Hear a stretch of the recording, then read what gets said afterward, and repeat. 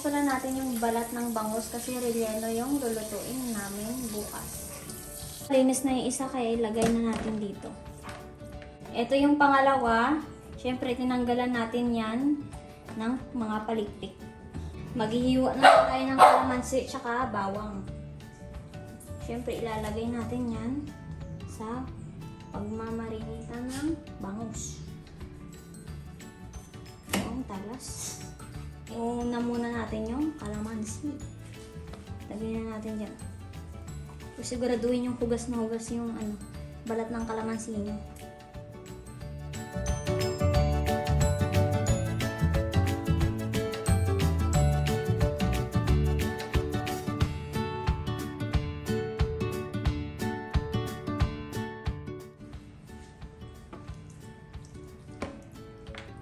Okay, tamang dami. Bawang. Paminta. Tamang dami lang din. Siyempre, tatakpan na natin yan. Magdamag na yan.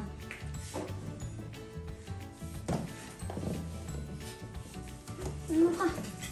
Siyempre, ito yung ating laman. Set aside na to kasi bukas natin papakuluan. Hi guys, bukas pala yung magluluto kami ng relleno. Kaya ngayong hapon na to, minarinate na namin yung balat ng bangus, tsaka well prepared na yung para bukas ready na. Nice. Ganda. So, maglalagay na tayo ng tubig kasi nga papakulo tayo ng laman ng bangus. Eto pakulo na, kaya naman ilalagay na natin itong laman ng bangus. Shing.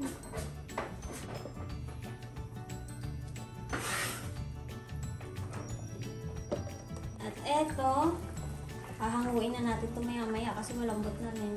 Ihimayan pa naman to tsaka igigisa mamaya kaya mas maluluto pa to. Eto, hahanguin na natin tsaka palalamigin para naman mahimayin na natin ito ng maigi at makuha na ng mga tinik.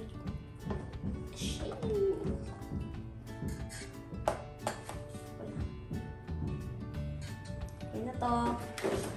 Ihimayin na natin to kasi malamig na eh. Yan, himayin. Siyempre.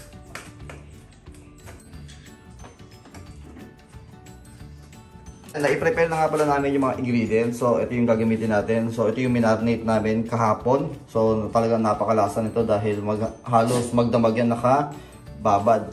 So, yun o. May kalamansi, toyo, bawang. Siyempre, meron tayo ditong patatas. Kinchay, yung kinchay optional, pwede kayong maglagay, pwedeng hindi. Meron tayo itong sibuyas, bawang, syempre pasas, kalamansi, at meron din tayo ditong carrots, at ito yung yung laman ng bangus. Syempre gagamit din tayo dito ng green peas, pero mas maganda gamitin nyo yung yung gisantes, yung luto na talaga. Pero okay lang yan kahit ganyan dahil igigisa naman natin yan. Gagamit din pala tayo ng 2 pirasong hilaw na itlog kapag naigisa na natin yung ihahalo natin ito. Talagay tayo ng mantika, tamang dami lang. Bawang. Yan natin yung sibuyas. Bango.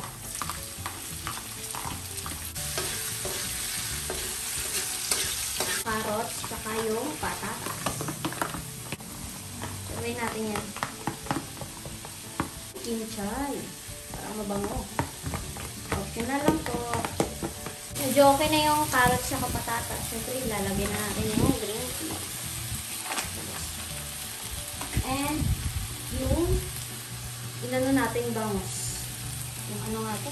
Laman ng bangus. Laman ng bangus. Hinimay-himay. Hinimay na laman ng bangus.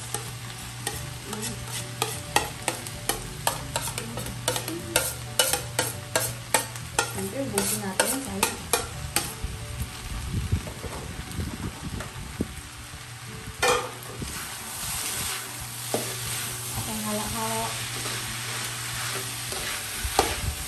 Maglalagay tayo ng oyster, pampakulay.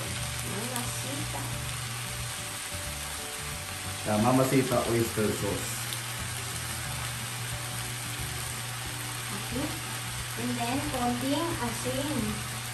Siyempre, ayaw natin ng matabang yun. Konti lang. Siyempre, halo. Siyempre, ilalagay natin yung pasas natin na nabibili sa palengke. Okay. At saka kaunting paminta.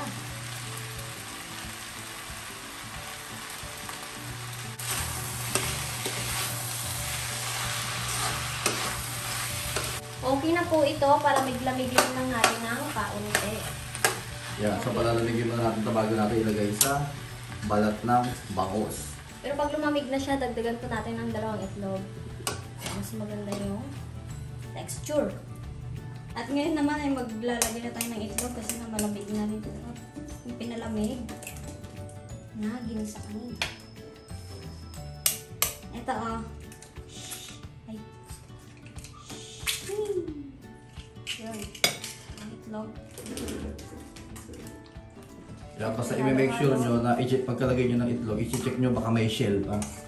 Ito na guys, yung balat ng bangus. So, nilagay muna namin sa plato. Kung papansinin nyo, yung kulay ng balat ng bangus talaga namang kumapit. Yung minarinate natin dito, yung toyo, kalamansi, di ba? Saka bawang. Tingnan nyo kung gano'n kaganda. Siyempre, lalagay na natin yan pag ganoon. Yan, hinahinay lang. Baka masayang. Yun. At syempre, yung chopstick, yung pang ano natin dyan. Kung pasok sa loob, ganyan na. Hanggang dun sa kabuntutan niya. Siyempre, ilagay-lagay muna. Sa kagandahan sa bangus na nabili namin, pumili talaga kami ng medyo may kalakihan na. At syempre, tapos na natin ilagay lahat. Umano pa yung ulo. Tapos na natin ilagay lahat, kaya naman magpiprito na tayo. Hindi muna tayo ng kalan. Ayan. So, medyo painitin muna natin yan, then lagyan natin ng mantika. So, tamang dami ng mantika para sa pipirituhin natin. At ay lalagay na natin yung ating bangus. May lang, baka kayo makaso. Siyempre, isasabay na natin yung isa kasi kasya naman. Ibabalik na rin na natin yung isa. Siyempre, ingat.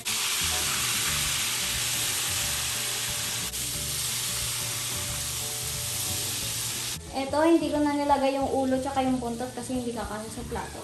Pero maganda na, tingnan. Siyempre, kapag relleno, kailangan meron yan toyo at kalamansi na may sili. O, di ba? Yan ang the best partner niyan.